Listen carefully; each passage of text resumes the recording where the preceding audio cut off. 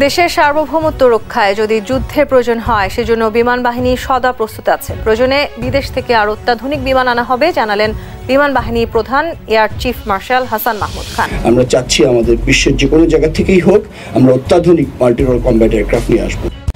লেতাইয়া পোতাইয়া তেনাইয়া পেতাইয়া এইসব কথা বলা যে সকল রাজনীতিবিদদের অভ্যাস সেগুলো মানুষ পছন্দ করে না। একজন রাষ্ট্রের প্রধান যিনি হবেন তার ভাষা থাকবে স্ট্রেইট, আর সেই স্ট্রেইট ভাষাটা কেমন হবে সেইটাই দেখিয়েছেন ডক্টর মোহাম্মদ ইউনূস। আমি বারবার বলি, ডক্টর মোহাম্মদ ইউনূসের এই সরকারের বিভিন্ন যে উপদেষ্টারা আছেন বা ওনার যে বক্তব্যগুলো আছেন, আগামী দিনে যারা রাজনীতি করতে আসবেন তারা জাইনা রাখেন, শিখা নেন যে প্রতিবেশী দেশের কাছে তেলান যাবে না, জি হুজুর করা যাবে না, তাহলে আপনার ঘাড়ের মধ্যে চাইপা বসবে। সামরিক সূত্রে জানা যায় ভারতের কলিজায় আঘাত এনেছে ডক্টর ইউনূসের এক মহাপরিকল্পনা, যা ঘুম কেড়ে নিয়েছে মোদির। মোদি বুঝে ফেলেছে ডক্টর ইউনূস আন্তর্জাতিক মানের খেলোয়াড়, তাকে মোকাবেলা করাকে বড় চ্যালেঞ্জ হিসেবে দেখছে ভারত। আসসালামু আলাইকুম ওয়া রাহমাতুল্লাহি ওয়া বারাকাতুহু। প্রিয় দর্শক, ভারত বাংলাদেশের বিরোধিতা করে বাংলাদেশের সঙ্গে সম্পর্কের টানাপোড়েন তৈরি করে এখন কঠিন বিপদে রয়েছে। প্রিয় দর্শক শ্রোতা মণ্ডলী, কঠিনভাবে ফেঁসে গিয়েছে ভারত। ভেঙে যেতে পারে যে কোনো মুহূর্তে, যে কোনো সময় সেভেন সিস্টার্স। প্রিয় দর্শক শ্রোতা মণ্ডলী, ভারত এখন আতঙ্কে রয়েছে। এর আগে প্রফেসর ইউনূস স্পষ্ট বার্তা দিয়েছিল যে ভারত বেশি বাড়াবাড়ি করলে সেভেন সিস্টার্স ভেঙে যাবে। আসলে ভারত বাড়াবাড়ি করছে এবং সেভেন সিস্টার্স ভেঙে যাওয়ার সম্ভাবনা সব থেকে বেশি রয়েছে। প্রিয় দর্শক শ্রোতা মণ্ডলী, সেভেন সিস্টার্স কি এবং সেভেন সিস্টার্স ভেঙে গেলে কি হতে পারে ভারতের, আমরা সেটা দেখে আসবো, তারপরে কথা বলবো। আশা করি সঙ্গে থাকবেন পুরো ভিডিওটি জুড়ে আমাদের। যদি পারেন ভিডিওটি শেয়ার করে দিবেন বন্ধু বান্ধবের কাছে। হঠাৎ কেন বাংলাদেশের বিরুদ্ধে আদা জল খেয়ে লেগেছে ভারত? স্বৈরাচার শেখ হাসিনার ভয়াবহ পতনের পরও মোদি এতটা ক্ষেপেনি, কিন্তু এখন কেন বাংলাদেশের বিরুদ্ধে যুদ্ধে নেমেছে মোদি প্রশাসন? দিল্লির কোন দুর্বল জায়গায় আঘাত এনেছে ডক্টর ইউনূস, যে কারণে তেলে বেগুনে জ্বলে উঠেছে হাসিনার প্রভুদেশ ভারত? সামরিক সূত্রে জানা যায় ভারতের কলিজায় আঘাত এনেছে ডক্টর ইউনূসের এক মহাপরিকল্পনা, যা ঘুম কেড়ে নিয়েছে মোদির। মোদি বুঝে ফেলেছে ডক্টর ইউনূস আন্তর্জাতিক মানের খেলোয়াড়, তাকে মোকাবেলা করাকে বড় চ্যালেঞ্জ হিসেবে দেখছে ভারত। গত 16 বছর দিল্লির কথায় বাংলাদেশে সবকিছু চলেছে, কিন্তু এখন উল্টে গেছে গণেশ।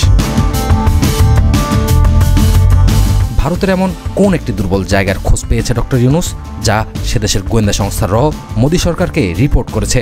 আর ডক্টর ইউনূসের সেই পরিকল্পনাই মোদিকে পাগল করে তুলেছে। ঘুম হারাম তার প্রশাসনের।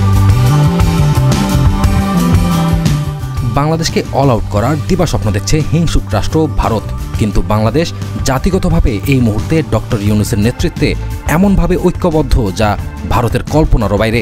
এতদিন বাংলাদেশকে অঙ্গরাজ্যের মতো করে যাচ্ছেতাইভাবে ব্যবহার করে আসছে দিল্লি। মুক্তিযুদ্ধে বিশেষ সুবিধা দিয়েছে এই দোহাই দিয়ে এতদিন পরোক্ষভাবে বাংলাদেশকে করায়ত্ত করেছে তারা, কিন্তু বৈষম্য বিরোধী ছাত্র আন্দোলনের গণ অভ্যুত্থানের পরই পাল্টে গেছে চিত্র। এখন ভারত বয়কট আন্দোলন দিনকে দিন তীব্র হচ্ছে বাংলাদেশে। যে যত ভারত বিরোধী সে তত দেশপ্রেমী, এই স্লোগান এখন দেশের কোটি কোটি তরুণের মুখে মুখে। তাই ইসকন নেতা চিন্ময় কৃষ্ণ প্রভু আটকের পর থেকেই দুই দেশের বৈরিতা আন্তর্জাতিক রূপ পেয়েছে। সংখ্যালঘুদের উপর হামলার কল্পিত কাহিনী বিশ্বের কাছে তুলে ধরে নালিশ করছে মোদি প্রশাসন, অথচ কট্টরপন্থী হিন্দু রাষ্ট্র ভারত বাংলাদেশের দূতাবাসেও হামলা করতে ছাড়েনি। বিভিন্ন সূত্র বলছে ইসকন ইস্যুসহ সাম্প্রদায়িক বিষয়গুলো ভারতের পূর্ব পরিকল্পিত। ভারত ইচ্ছা করেই বাংলাদেশকে উত্তেজিত করতে চাইছে, কারণ তারা জেনে গেছে ডক্টর ইউনূসের এক গোপন সামরিক পরিকল্পনার কথা, আর সেই কারণেই ভারত এখন আগের চেয়ে বেশি দাদাগিরি ফলাতে চাইছে। আজ আমরা জানতে চাই ভারতের এই পাগলামির মূল কাহিনী, জানব পেছনের গল্প। মনে থাকার কথা, গত কিছুদিন আগে রংপুরের মাহিগঞ্জ কলেজে অনুষ্ঠিত হয় সনাতন জাগরণ মঞ্চের মহাসমাবেশ। এটির আয়োজক ছিল হিন্দু জঙ্গি সংগঠন ইসকন, কিন্তু কেন রংপুরেই করা হলো এই সমাবেশ? তার পেছনেই লুকিয়ে রয়েছে ভারত খেপার মূল কাহিনী। মূলত ভারতের গোপন ষড়যন্ত্রের মহড়া ছিল এটি। সামরিক সূত্র বলছে ব্রিটিশরা এশিয়ার বৃহত্তম একটি বিমান ঘাঁটি প্রতিষ্ঠা করেছিল রংপুরের লালমনিরহাটে, যা ভারতের সীমান্ত ঘেঁষা। দিল্লিকে শায়েস্তা করতে এই বিমান ঘাঁটি আবার চালুর সিদ্ধান্ত নিয়েছে ডক্টর ইউনূস। এই বিমান ঘাঁটি চালু করা গেলে ভারতের 7 সিস্টার হুমকিতে পড়বে। এই ভয়ে ঘুম হারাম এখন মোদির। বিশ্বের বড় বড় রাজনীতিবিদ ও ব্যবসায়ীরা সংকটে পড়লে ডক্টর ইউনূসের দ্বারস্থ হন। সেই ইউনূসের সাথে রাজনীতি আর কূটকৌশলে মোদি ধোপে টিকবে না, এ কথা নিশ্চিত করে বলা যায়। তাই মুখে বাংলাদেশকে দেখে নেব বললেও মোদি তার দেশের 7টি রাজ্য নিয়ে চরম দুশ্চিন্তায়। আমরা জানি ব্রিটিশ আমলে লালমনিরহাটে তৈরি হয় বিমান ঘাঁটি, যার কার্যক্রম এতকাল বন্ধ ছিল কোনো এক অজানা কারণে। ডক্টর ইউনূস ক্ষমতায় এসেই পুরো দমে চালু করার কাজ হাতে নিয়েছে এই বিমান ঘাঁটি, যা এশিয়া মহাদেশের বৃহত্তম বিমান ঘাঁটি। এটি করা গেলে ভারতের চিকেন নেক থাকবে বাংলাদেশের হাতের মুঠোয়। 7 সিস্টার নিয়ে বাংলাদেশের কাছে নতজানু থাকতে বাধ্য হবে ভারত। লেতাইয়া পোতাইয়া তেনাইয়া পেতাইয়া এইসব কথা বলা যেই সকল রাজনীতিবিদদের অভ্যাস, সেগুলো মানুষ পছন্দ করে না। একজন রাষ্ট্রের প্রধান যিনি হবেন তার ভাষা থাকবে স্ট্রেইট, আর সেই স্ট্রেইট ভাষাটা কেমন হবে সেইটাই দেখিয়েছেন ডক্টর মোহাম্মদ ইউনূস। আমি বারবার বলি, ডক্টর মোহাম্মদ ইউনূসের এই সরকারের বিভিন্ন যে উপদেষ্টারা আছেন বা ওনার যে বক্তব্যগুলো আছেন, আগামী দিনে যারা রাজনীতি করতে আসবেন তারা জাইনা রাখেন, শিখা নেন যে প্রতিবেশী দেশের কাছে তেলান যাবে না, জিহুজুর করা যাবে না, তাহলে আপনার ঘাড়ের মধ্যে চাইপা বসবে। আর এই চাপ খাইতে খাইতে আপনি একদিন জনগণের গারানি খাবেন, তারপর আপনার পরিণতি কোন দিকে যেতে পারে বাংলাদেশ দেখেছে। কথা বলছি ডক্টর মোহাম্মদ ইউনূস কি ভাষায় কথা বলে। গেল কয়েকদিন আগে ক্ষমতা তিনি নেওয়ার আগেই না জানি পরেই সাথে সাথে ভারতের একটা টেলিভিশনে সাক্ষাৎকার দিয়ে বলছিল, যদি বাংলাদেশকে অস্থিতিশীল করতে চান, ভারত যদি চায় তাহলে 7 সিস্টার হুমকিতে পড়বে। স্ট্রেইট কাট কথা। আর আজকে এসে বলছে আরেকটা কথা, বাংলাদেশের চলমান ইস্যুগুলো নিয়ে ভারতীয় গণমাধ্যমের মিথ্যাচার প্রোপাগান্ডাতে ভারতের আমজনতা বিভ্রান্ত। অতীতের বিভিন্ন সময়ের বিভিন্ন ফুটেজ অথবা পলিটিক্যাল পয়েন্ট অফ ভিউতে যখন কোনো রাজনৈতিক সহিংসতা হয়েছে, সেগুলোকে আপনার পুঁজি করে ভারতের মধ্যে থাকাও পশ্চিমবঙ্গের বিভিন্ন যে ঘটনা আছে সেগুলোকে কাটপিস করে ভারতীয় গণমাধ্যম ঢালাওভাবে চালায় দিচ্ছে। তো আজকে দীর্ঘ সময় পরে ভারতের প্রধানমন্ত্রী নরেন্দ্র মোদীর সাথে ফোন আলাপ হয়েছে আমাদের বাংলাদেশের বর্তমান প্রধান উপদেষ্টা ডক্টর মোহাম্মদ ইউনূসের। খুবই একটা ভালো একটা জায়গা মতো একটা মারা দিছে। কোনটা? আজকে প্রধান উপদেষ্টার প্রেস সচিব শফিকুল আলম বলছেন, এই দুজনের মধ্যে চলমান যে সাম্প্রতিক বাংলাদেশের অবস্থান, কূটনৈতিক সম্পর্ক এবং কি হিন্দু সহ বাংলাদেশের যে বিভিন্ন ইস্যুগুলা সেগুলোর নিরাপত্তা নিয়ে কথা হয়েছে। প্রফেসর ইউনূস নরেন্দ্র মোদীকে শক্ত ভাষায় বলেছেন, বাংলাদেশের সংখ্যালঘু নির্যাতন নিয়ে ভারত মিডিয়ায় অতিরঞ্জিত খবর প্রকাশ করা হচ্ছে। সত্যিকার অর্থে কি হচ্ছে আপনাদের সাংবাদিকরা সেখানে বসে না বুঝে না শুনে ঢালাওভাবে প্রচার করছে, যেটা বাংলাদেশের জন্য ক্ষতিকর এবং আমাদের দেশের ভেতরে বসবাস করা হিন্দুদের মধ্যে এটার একটা ইফেক্ট তৈরি হয়েছে। সেজন্য তিনি বলছেন, ভারতীয় সাংবাদিকদেরকে বাংলাদেশে পাঠান, আমরা ভিসা দিব। বাংলাদেশে এসে বাংলাদেশের পরিস্থিতি দেখে তারপর আপনাদের গণমাধ্যমকে রিপোর্ট করতে বলেন। প্রধান উপদেষ্টার প্রেস উইংয়ের দেওয়া বিবৃতি হলো, ভারতীয় নরেন্দ্র মোদীর সাথে কথা বলেছেন তিনি, আর অন্তর্বর্তী সরকারের প্রধানের দায়িত্ব গ্রহণ করায় নরেন্দ্র মোদী প্রফেসর ইউনূসকে শুভেচ্ছা জানিয়েছেন। টেরি আলাপ এবং প্রধান উপদেষ্টা হিসেবে শপথ নেওয়ার পর টুইট করায় প্রধানমন্ত্রী নরেন্দ্র মোদীকে ধন্যবাদ জানিয়েছেন প্রফেসর ইউনূস। আর 15ই আগস্ট স্বাধীনতা দিবস উপলক্ষে ভারতীয় নেতা এবং জনগণকেও তিনি শুভেচ্ছা জানিয়েছেন, যা গতকালকে উদযাপিত হয়েছে। প্রধানমন্ত্রী নরেন্দ্র মোদীও ডক্টর ইউনূসের সরকারের প্রতি শুভকামনা জানিয়েছে এবং কাছের বন্ধু হিসাবে জনগণের উপকারের জন্য বাংলাদেশের সাথে কাজ করার আগ্রহ প্রকাশ করেছে এবং প্রফেসর ইউনূসের নেতৃত্বাধীন সরকারের সাথে গভীরভাবে কাজ করার আশাও প্রকাশ করেছেন। তিনি 2006 সালে তার নোবেল পাওয়া নিয়ে প্রশংসা করেছেন এবং তিনি বলছেন তিনি তাকে দীর্ঘদিন ধরে চিনেন। আর প্রফেসর ইউনূসের যেহেতু দীর্ঘ অভিজ্ঞতা রয়েছে, তার নেতৃত্বে বাংলাদেশের মানুষের জন্য মঙ্গল হিসাবে বয়ে আনবে। অপরদিকে ভারতীয় প্রধানমন্ত্রী সংখ্যালঘুদের নিরাপত্তার বিষয়টি যখন উত্থাপন করেছেন, তখনই ডক্টর ইউনূস বলছেন, সংখ্যালঘু সহ বাংলাদেশের সকল নাগরিকদের নিরাপত্তা নিশ্চিতে ডক্টর ইউনূসের সরকার প্রতিশ্রুতিবদ্ধ। আর তাদের মিডিয়া নিয়ে তিনি বলছেন যে আপনাদের মিডিয়াকে বাংলাদেশে এসে আমরা ভিসা দিব, মাঠ পর্যায়ে এসে ভালো করে যাচাই বাছাই করে দেখে শুনে তারপর আপনাদের মিডিয়াকে নিউজ করতে বলেন, অন্যথায় কূটনৈতিক সম্পর্কের মধ্যে এটার প্রভাব পড়বে। এই কথাটা ক্ষমতার চেয়ারে বসে ভারতকে মুখের উপরে এইভাবে বলার মতন সৎসাহস খুবই কমই ছিল অতীতের সরকারগুলোর। কারণ সবাই মনে করে ভারতের সাথে লিয়াজু মেনটেন করা দরকার। প্রফেসর ইউনূস নির্দিষ্ট একটা সময় আসলেই থাকা দরকার, অনেক কিছু হবে। কারণ তিনি ভারতের জন্য এই মুহূর্তে হুমকি স্বরূপ না।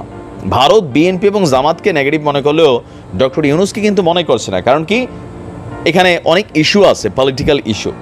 তো ডক্টর ইউনূসকে ধন্যবাদ। এভাবেই আমাদের বন্ধুত্বর জায়গায় বন্ধুত্ব থাকবে, কিন্তু দেশ নিয়ে কথা বললে, বাংলাদেশ নিয়ে কথা বললে তো শক্তভাবেই কিন্তু জবাব দেওয়ার ইস্যুটা আছে।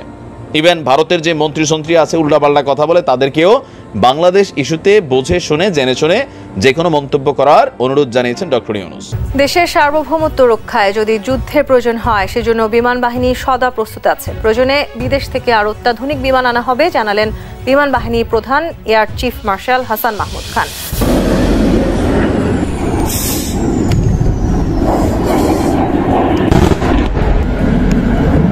আমরা চাচ্ছি আমাদের বিশ্বের যে কোনো জায়গা থেকেই হোক, আমরা অত্যাধুনিক মাল্টিরোল কমব্যাট এয়ারক্রাফট নিয়ে আসবো। বন্ধুরা, ভারতের পররাষ্ট্রমন্ত্রী রাজনাথ সিং কিন্তু 1 মাস আগেই বাংলাদেশের সাথে যুদ্ধের জন্য প্রস্তুত থাকার নির্দেশ দিয়েছে তাদের সেনাবাহিনীকে। এছাড়াও ভারতের একাধিক নেতা ও সনাতন ধর্মগুরুরা একের পর এক বাংলাদেশ দখলের হুমকি দিয়ে আসছে। এমনকি বাংলাদেশকে তারা দখল করে নেবে, বাংলাদেশকে তারা পৃথিবীর মানচিত্র থেকে মুছে দেবে, এইরকম একের পর এক ডায়লগ মারতে শোনা যায় তাদের। তারা হয়তো ভাবে যে বাংলাদেশকে তারা চাইলেই যে কোনো সময় দখল করে নিতে পারে। এমনকি তাদের সামরিক শক্তিও অনেক বিশাল এবং তারা পৃথিবীর 4র্থ সুপার পাওয়ার। আসলে ভারতের সামরিক শক্তি ও গোমূত্র বাহিনীকে আমরা যে গুনতিতেই ধরি না, তা তারা কল্পনাও করে না। আপনারা খেয়াল করলে দেখবেন যে ভারতের 80% হিন্দুই কিন্তু গরুর গোমূত্র পান করে এবং এগুলো খেয়ে তারা বিভিন্ন ধরনের মিসাইল ও অত্যাধুনিক সব অস্ত্র নির্মাণ করেছে বলে প্রচার চালায়। যে দেশের প্রায় 1 কোটি মানুষ এখনও খোলা আকাশের নিচে যেখানে সেখানে মলত্যাগ করে এবং তারা পানির বিকল্প হিসাবে গরুর গোমূত্র খায়, তারা কিভাবে যে বাংলাদেশের সাথে যুদ্ধের পরিকল্পনা করছে সেটাই হাস্যকর। ভারতীয়রা শুধুমাত্র অস্ত্রের সংখ্যার দিক থেকে পৃথিবীর 4র্থ। এছাড়া তাদের নিজ দেশে তৈরি তেমন কোনো সমরাস্ত্র নেই। এমনকি ভারত নিজ দেশে এখনও বিমানের ইঞ্জিনও তৈরি করতে পারে না, আর যুদ্ধবিমান তো অনেক দূরের কথা। প্রযুক্তিগত উন্নয়ন এবং নিজ দেশের সামরিক অস্ত্রশস্ত্র তৈরির দিক দিয়ে ভারত মার্কিন যুক্তরাষ্ট্র, রাশিয়া, চীন এমনকি ফ্রান্সের থেকেও অনেক পিছিয়ে আছে। এছাড়াও ভারত তাদের প্রতিবেশী দেশ চীন ও পাকিস্তানের কাছে সবসময় মার খায়। এখন আসি বাংলাদেশ প্রসঙ্গে। ভারতীয়রা দাবি করে থাকে যে তারা মাত্র কয়েক ঘন্টার মধ্যেই বাংলাদেশকে দখল করতে সক্ষম এবং তাদের হাতে এমন অনেক গোমূত্র অস্ত্র রয়েছে যেগুলো দ্বারা নাকি বাংলাদেশকে পুরোপুরি ধ্বংস করে দেওয়া সম্ভব। আসলে ভারত চাইলে এমনটা করতে পারবে, তবে সেটা বলিউড মুভিতে, বাস্তবে না।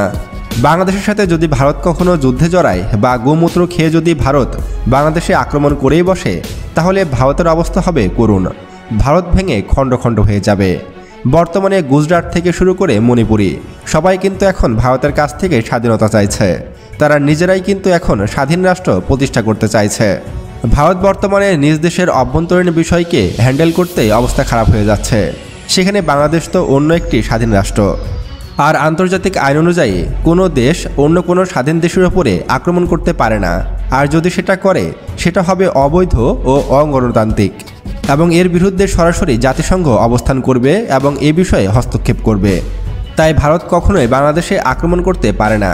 তারপরও যদি গোমূত্র খেয়ে বাংলাদেশে আক্রমণ করেই বসে, তাহলে ভারতের ধুতি খুলে যাবে। কারণ ভারত হয়তো ভুলে গেছে আমরা মুসলিম, আমরা বীরের জাতি। আমাদের মধ্যে একজন মরলে আরও 10 জন উঠে দাঁড়ায়। আমরা ইমাম মাহাদির সৈনিক, আমরা হযরত মুহাম্মদ সাল্লাল্লাহু আলাইহি সাল্লামের সৈনিক। আমরা বীরের জাতি, আমরা তো জন্মগত থেকে যোদ্ধা। 20 কোটি বাঙালির হাতে শুধু অস্ত্র ধরিয়ে দিন, তারপর দেখবেন আমরা নিজেরাই ভারত দখল করে ফেলেছি। আমাদের সেনাবাহিনীরও প্রয়োজন পড়বে না। ভারতের মালুরা মদ খেয়ে গোমূত্র পান করে কখনোই আমাদের সাথে যুদ্ধে টিকতে পারবে না। আজ পর্যন্ত কিন্তু বহুবার বর্ডার গার্ড বাংলাদেশের সাথে ভারতের বিএসএফের যুদ্ধ সংঘটিত হয়েছিল। প্রতিবারই ভারত কিন্তু বাংলাদেশ বর্ডার গার্ডের হাতে চরম মার খেয়েছে। ভারত শুধু পারে নিরস্ত্র মানুষকে গুলি করে হত্যা করতে। বিশেষ করে বাংলাদেশ ভারত বর্ডারে নিরস্ত্র মানুষকে মেরে ভারত নিজেদেরকে অনেক শক্তিশালী দাবি করার চেষ্টা করে। কিন্তু যুদ্ধটি যদি হয় বাংলাদেশ সেনাবাহিনীর সাথে, তাহলে এখানে বাংলাদেশ সেনাবাহিনীর সাথে কখনোই টিকতে পারবে না ভারত। কারণ পেশাদারিত্ব এবং দক্ষতার দিক থেকে বাংলাদেশ সেনাবাহিনী ভারতের চেয়ে অনেক অনেক এগিয়ে। এই পর্যন্ত প্রায় পৃথিবীর 40টি দেশে শান্তিরক্ষা মিশনে অংশগ্রহণ করেছে বাংলাদেশ সেনাবাহিনী। এখনও পর্যন্ত বাংলাদেশ সেনাবাহিনীর প্রায় 4 থেকে 5 হাজার সৈন্য বিভিন্ন দেশে কর্মরত রয়েছে। বাংলাদেশ সেনাবাহিনীর দক্ষতা, পেশাদারিত্ব এবং যুদ্ধ করার সক্ষমতা ভারতীয় মালসেনাদের চেয়ে অনেক এগিয়ে। তাই সম্মুখ যুদ্ধে ভারত কখনোই বাংলাদেশ সেনাবাহিনীর সাথে টিকতে পারবে না। এবার যদি বলি ভারতীয় বিমান বাহিনীর কথা, তাহলে ভারতীয় বিমান বাহিনী কিন্তু বাংলাদেশ বিমান বাহিনীর চেয়ে অনেক গুণ বেশি শক্তিশালী। কিন্তু তারপরও এখানে কোনো লাভ হবে না, কারণ ভারতীয় সেনাবাহিনীর হাতে মাত্র 36টি রাফেল যুদ্ধবিমান রয়েছে, যার বেশিরভাগই চীন ও পাকিস্তান বর্ডারে সবসময় মোতায়েন রাখতে হয়। ভারতের হাতে 36টি যুদ্ধবিমানের মধ্যে খুব বেশি হলে মাত্র 2টি রাফেল যুদ্ধবিমান বাংলাদেশের বিপক্ষে যুদ্ধ করতে পারবে। আর এগুলোকে ধ্বংসের জন্য তো বাংলাদেশের হাতে MiG-29 যুদ্ধবিমান রয়েছে। এছাড়া বাংলাদেশ বিমান বাহিনী ঘোষণা দিয়েছে খুবই দ্রুত বাংলাদেশ বিমান বাহিনীর হাতে অত্যাধুনিক পঞ্চম প্রজন্মের অথবা 4.5 জেনারেশনের যুদ্ধবিমান যুক্ত হবে, যেগুলো যুক্ত হয়ে গেলে তখন আমরাও দক্ষিণ এশিয়ার মধ্যে অন্যতম শক্তিশালী একটি রাষ্ট্রে পরিণত হব। বন্ধুরা, আপনারা হয়তো অনেকেই জানেন না যে বাংলাদেশ সেনাবাহিনী আসলে কতটা শক্তিশালী এবং তাদের হাতে কি কি সমরাস্ত্র রয়েছে। আমরা এক নজরে বাংলাদেশের সামরিক শক্তি সম্পর্কে জেনে নিই, পরবর্তীতে আবারও বাংলাদেশ ভারত সম্পর্কে আলোচনায় আসছি। বন্ধুরা, গ্লোবাল ফায়ার পাওয়ার 2024-এর তথ্য অনুযায়ী বর্তমানে বাংলাদেশ পৃথিবীর 37তম শক্তিশালী দেশ এবং বাংলাদেশ সামরিক শক্তিতে 3 ধাপ উন্নতি করেছে। গত বছর বাংলাদেশের অবস্থান ছিল 40তম, এবার 37তম অবস্থানে উঠে এসেছে বাংলাদেশ, যেটা বাংলাদেশ সামরিক বাহিনীর জন্য খুবই ভালো সংবাদ। এবং গত বছরের তুলনায় এই বছর বাংলাদেশের সামরিক বাহিনীর বাজেট অনেক বেশি বৃদ্ধি করা হয়েছে। যেখানে গত বছর বাংলাদেশের সামরিক বাজেট ছিল $3.8 বিলিয়ন, সেখানে 2024 সালে এসে বাংলাদেশের সামরিক বাজেট গিয়ে দাঁড়িয়েছে প্রায় $7 বিলিয়ন। অর্থাৎ বাংলাদেশ এইবার সামরিক বাজেট দ্বিগুণ বৃদ্ধি করেছে, যেটা আমাদের জন্য খুশির সংবাদ। বন্ধুরা, বাংলাদেশের সামরিক বাহিনী মূলত 3 ভাগে বিভক্ত: সেনাবাহিনী, নৌবাহিনী এবং বিমান বাহিনী। আমরা প্রথমে বাংলাদেশ সেনাবাহিনী সম্পর্কে আলোচনা করব, তারপর ধাপে ধাপে বাংলাদেশ নৌবাহিনী এবং বাংলাদেশ বিমান বাহিনী সম্পর্কে আপনাদেরকে জানাবো। গ্লোবাল ফায়ার পাওয়ার 2024-এর তথ্য অনুযায়ী বর্তমানে বাংলাদেশ সেনাবাহিনীতে টোটাল 1,60,000 অ্যাক্টিভ সৈন্য রয়েছে এবং বাংলাদেশ সেনাবাহিনীর হাতে যুদ্ধ ট্যাঙ্ক রয়েছে 620টি, আর্মড ভেহিকলস রয়েছে 13,100টি, সেলফ প্রোপেলড আর্টিলারি রয়েছে 61টি, টাউড আর্টিলারি রয়েছে 437টি এবং MLRS বা রকেট লঞ্চার রয়েছে 71টি। এসব ছাড়াও বাংলাদেশ সেনাবাহিনীতে সম্প্রতি যুক্ত হয়েছে তুরস্কের তৈরি বাইরাক্তার TB2 অ্যাটাক ড্রোন, আর এটি বর্তমান বিশ্বের অন্যতম শক্তিশালী একটি অ্যাটাক ড্রোন। বাংলাদেশ সেনাবাহিনীতে এই অ্যাটাক ড্রোন যুক্ত হওয়াতে বাংলাদেশ সেনাবাহিনী এখন আগের চেয়ে অনেক বেশি শক্তিশালী হয়ে গেছে। এই অ্যাটাক ড্রোনের সাহায্যে বাংলাদেশ সেনাবাহিনী শত্রুপক্ষের যুদ্ধ ট্যাঙ্ক থেকে শুরু করে সাজোয়া যান সব কিছু অনায়াসেই ধ্বংস করতে পারবে। এছাড়াও গত বছর বাংলাদেশ সেনাবাহিনীতে তুরস্কের তৈরি টাইগার মিসাইল যুক্ত হয়েছে, যেটা বাংলাদেশ সেনাবাহিনীর ফায়ার পাওয়ার অনেক গুণ বৃদ্ধি করবে। এছাড়াও চীনের তৈরি লাইট অ্যাটাক যুদ্ধ ট্যাঙ্কও যুক্ত হয়েছে বাংলাদেশের বহরে। মোট 44টির মতো এই ধরনের লাইট অ্যাটাক যুদ্ধ ট্যাঙ্ক যুক্ত হয়েছে বাংলাদেশ সেনাবাহিনীর বহরে। তাই সব কিছু মিলিয়ে বলা যায় যে বাংলাদেশ সেনাবাহিনী এখন বিশ্বের অন্যতম শক্তিশালী একটি সেনাবাহিনী। এসব ছাড়াও বাংলাদেশ সেনাবাহিনীতে গত বছর বেশ কয়েকটি ট্রান্সপোর্ট এয়ারক্রাফট যুক্ত হয়েছে, যার ফলে বাংলাদেশ সেনাবাহিনী খুব সহজেই এক স্থান থেকে অন্য স্থানে সৈন্য ও রসদ পরিবহন করতে পারবে। বন্ধুরা, এবার আমরা বাংলাদেশ বিমান বাহিনী সম্পর্কে জানব। 2024 সালের তথ্য অনুযায়ী বর্তমানে বাংলাদেশ বিমান বাহিনীতে টোটাল 216টি যুদ্ধবিমান রয়েছে। এর মধ্যে ফাইটার যুদ্ধবিমান রয়েছে 44টি, আর ফাইটার যুদ্ধবিমান হিসাবে বাংলাদেশ বিমান বাহিনীর কাছে রয়েছে 2 রকমের ফাইটার এয়ারক্রাফট। এগুলো হলো MiG-29 যুদ্ধবিমান 8টি এবং 36টি F-7 যুদ্ধবিমান। এবং বাংলাদেশ বিমান বাহিনীতে ট্রান্সপোর্ট এয়ারক্রাফট হিসাবে রয়েছে 16টি ট্রান্সপোর্ট এয়ারক্রাফট এবং প্রায় 87টি টেইনার এয়ারক্রাফট রয়েছে বাংলাদেশ বিমান বাহিনীর হাতে। বাংলাদেশ বিমান বাহিনীতে স্পেশাল মিশন যুদ্ধবিমান রয়েছে 4টি ও হেলিকপ্টার আছে 73টি। তবে বাংলাদেশ বিমান বাহিনীর কাছে কোনো অ্যাটাক হেলিকপ্টার নেই। আপনি যদি খাবেন, আমাদের মায়াপুরে গোশালা থেকে প্রতি মাসে কয়েক লাখ টাকার গোমূত্র বিক্রি হয়। গোমূত্র খেলে 38টা রোগ ভালো হয়। एक गाय का गोबर जो होता है वो कोहिनूर हीरे से भी ज्यादा महंगा होता है। सुप्रीम कोर्ट का वाणी। आप एक काम करिए, हॉस्पिटल्स बंद कर दीजिए और आप गायों के तबेले में वहाँ पे बेड्स लगवा दीजिए, वहाँ लोग गौमूत्र पीते रहेंगे, वहाँ गोबर खाते रहेंगे और बीमारियाँ ठीक होती रहेंगी। বন্ধুরা, এবার আসল কথায় আসি। ভারত বাংলাদেশ যদি যুদ্ধ লাগে তাহলে ভারত কখনোই বাংলাদেশকে দখল করতে পারবে না, উল্টো কঠোর পরাজয় বরণ করে নিতে হবে ভারতীয়দের। কারণ ভারতীয় সৈন্যরা শুধু বেতনের লোভে চাকরি করে, তাদের মধ্যে দেশপ্রেম নেই বললেই চলে এবং তাদের সাহসও অনেক কম। অন্যদিকে বাংলাদেশ হলো বীরের জাতি এবং বাংলাদেশের এক একটি সৈনিক হলো পারমাণবিক বোমা। এদেরকে কখনোই যুদ্ধে হারানো সম্ভব নয় এবং বাংলাদেশ সেনাবাহিনী মনে করে যে দেশের জন্য জীবন ত্যাগ করলে সে জান্নাতি হবে। আসলে বাস্তবতা এটাই। তো বন্ধুরা, ভারত বনাম বাংলাদেশের সামরিক শক্তি সম্পর্কে জেনে আপনার কেমন লাগলো? এটা ভারত ভালো করছে না, কারণ ভৌগোলিকভাবে বাংলাদেশ আবার যখন ডাক দিবে তখন বাংলাদেশ এবং ভারতের যে অবস্থা এখন বিরাজ করছে, এটা বাংলাদেশ আর ভারতের মধ্যে সীমাবদ্ধ থাকবে না। এই উত্তেজনা ছড়িয়ে যাবে। বাংলাদেশ যখন আবার সে অসহায় অবস্থায় ডাক দিবে, আমার স্বাধীনতার সার্বভৌমত্ব রক্ষার জন্য আমি আমার প্রতিবেশীদের সহযোগিতা চাই, তখন অবশ্যই বাংলাদেশের সাথে আবার চীন এসে যোগ দিবে, বাংলাদেশের সাথে সেই পাকিস্তান এসে যোগ দিবে, যেটা আমরা কখনোই কাঙ্ক্ষিত নয়। তাহলে এই পুরো অঞ্চলটাই অশান্ত হয়ে উঠবে। একটু আগে তো আমাকে আমাদের দীপক দাদা উনি বললেন যে শুভেন্দু অধিকারীর সভায় বাংলাদেশের পতাকাকে কিভাবে পদদলিত করা হয়েছে, আগুন জ্বালানো হয়েছে। বিচ্ছিন্ন মানে এইসব হালকা পাতলা ঘটনা ঘটতেই পারে, কিন্তু আমি সবচেয়ে অবাক হচ্ছি যে বাংলাদেশের যে প্রশ্নটা আমি মাঝপথেও জানতে চেয়েছি আপনাকে মাঝে আরেকজন যিনি নেতা ছিলেন তার কাছে, যে আপনি আমাকে বাংলাদেশের কোন একটা পর্যায়ে গেলে, ধরেন একটা বিক্ষোভ রাস্তায় হচ্ছে, সেখানে ধরেন একটা মানে মানুষ তার একটা সেন্টিমেন্ট থেকে কি একটা পতাকা ছুড়লো দিল, একটা জিনিস হতে পারে।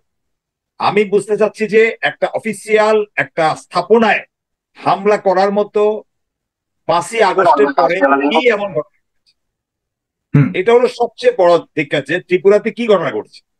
2 নাম্বার, কি এমন ঘটনা 5ই আগস্টের পরে ঘটেছে যে আজকে আমাদের প্রিয় মমতা ব্যানার্জি তিনি আজকে জাতিসংঘের হস্তক্ষেপের জন্য মোদী সাহেবের মানে সুপারিশ কামনা করছে। কি এমন ঘটনা ঘটেছে? এটাও তার একটা রাজনৈতিক খেলা, বুঝতে পারছি। হ্যাঁ, তার রাজনীতিতে আমার তাদের নির্বাচন, বিধানসভা নির্বাচন আছে, তো চালাই দিলে হবে। এটা উত্তর দিবে, এটা চমৎকার উত্তর দিতে হবে।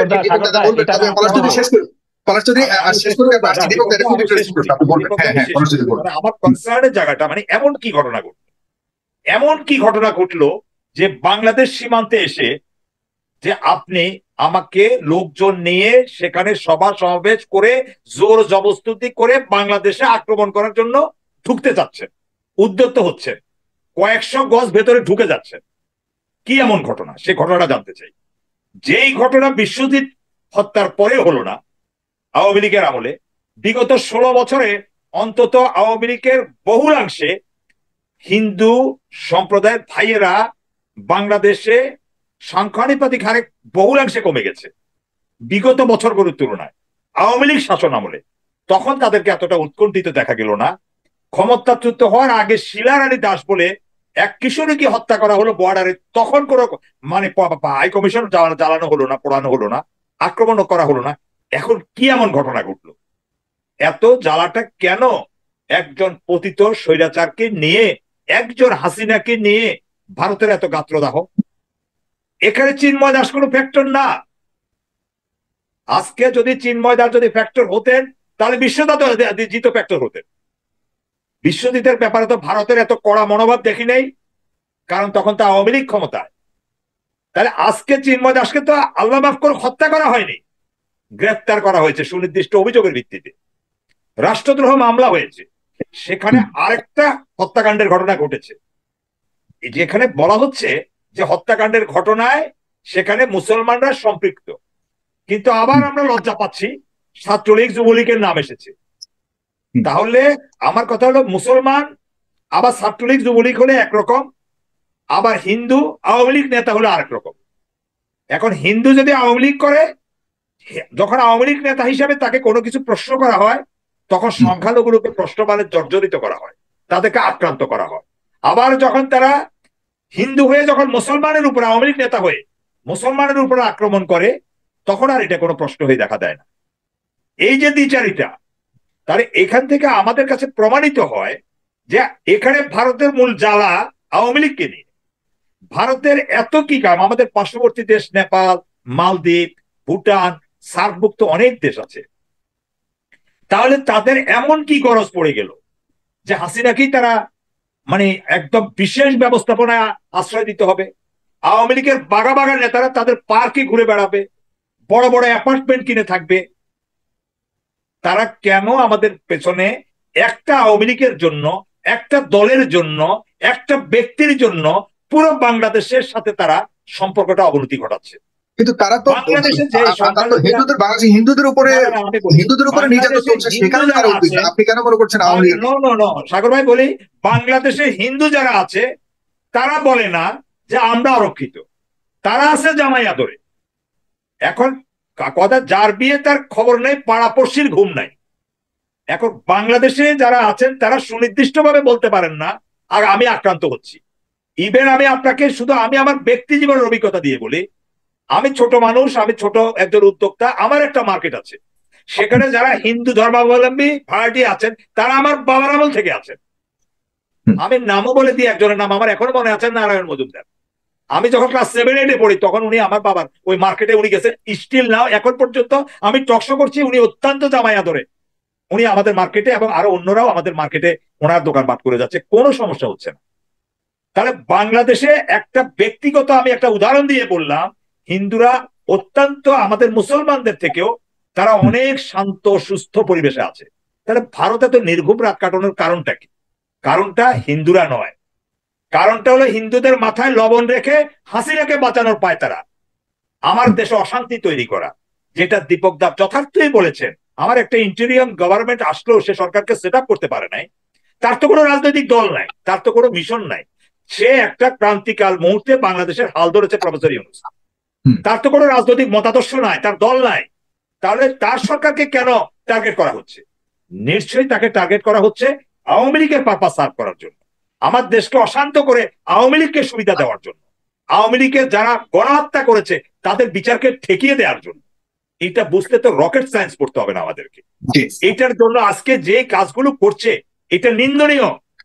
এটা ভারত ভালো করছে না, কারণ ভৌগোলিক ভাবে বাংলাদেশ আবার যখন ডাক দিবে তখন বাংলাদেশ এবং ভারতের যে অবস্থা এখন বিরাজ করছে, এটা বাংলাদেশ আর ভারতের মধ্যে সীমাবদ্ধ থাকবে না। এই উত্তেজনা, এই উত্তেজনা ছড়িয়ে যাবে।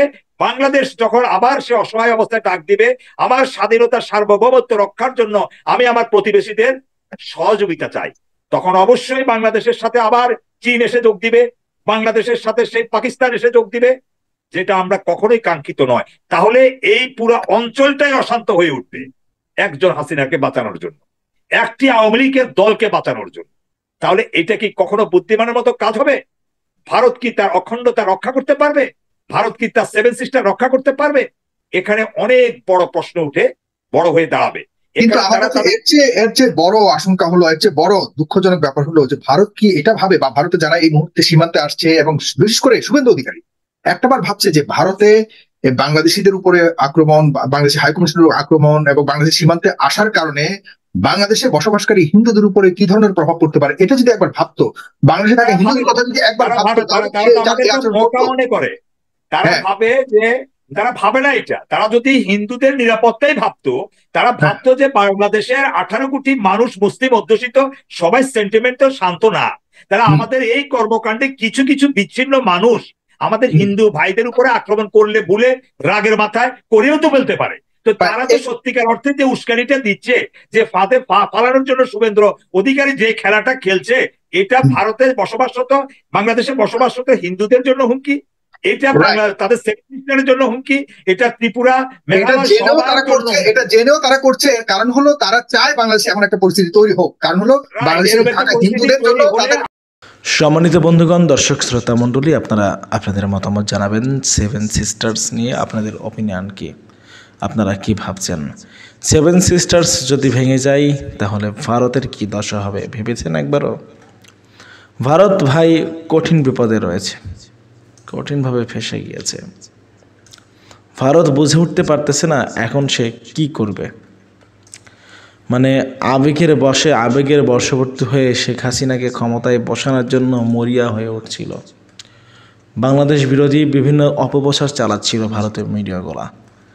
কিন্তু দিন শেষে এমন একটা মুহূর্ত আসতে চলেছে ভারতের জন্য, সেভেন সিস্টার্স ভেঙে যাবে এবং একই সাথে ভারতকে কঠিন মাশুল দিতে হবে। প্রিয় দর্শক শ্রোতা মণ্ডলী, আপনারা আপনাদের মতামত জানাবেন, কি বলতেছেন আপনারা? বর্তমানে ভারত যা শুরু করেছে বাংলাদেশকে কেন্দ্র করে, বাংলাদেশকে নিয়ে যা করছে, এটা কি মোটেও ফেয়ার হচ্ছে? আজকের মতো বিদায় নিতে চাই আপনাদের কাছ থেকে। দেখা হবে হয়তো আরও অন্য কোনো একটা ভিডিওতে। আমাদের চ্যানেলে যদি আপনারা নতুন হয়ে থাকেন অবশ্যই চ্যানেলটা সাবস্ক্রাইব করবেন, সাবস্ক্রাইব করে পাশে থাকা বেল বাটনটি ক্লিক করে রাখবেন। আল্লাহ হাফেজ। আসসালামু আলাইকুম ওয়া রাহমাতুল্লাহি ওয়া বারাকাতুহু।